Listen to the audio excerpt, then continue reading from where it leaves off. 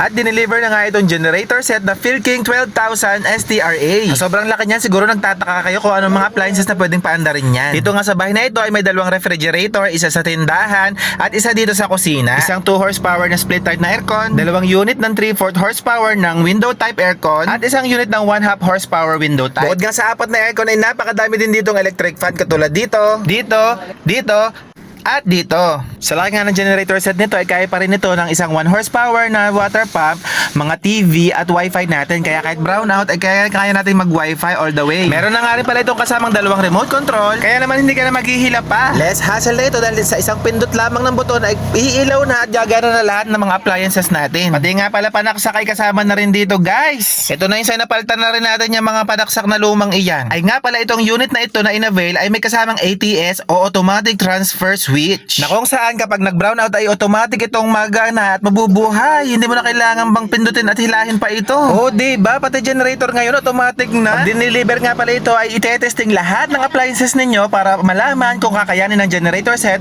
ang load ng inyong bahay. Nagdi-deliver nga po pala kami kahit saang parte ng Mindoro, Oriental man o Occidental. Bukod nga sa generator na ito ay napakadami pa kaming generator na pwedeng ibigay sa inyo depende sa laki o sa liit na inyong pangangailangan. Ilalagay ko na rin sa comment section ang dimensions ng generator na ito. Baka kayo mapaibig, PM lang.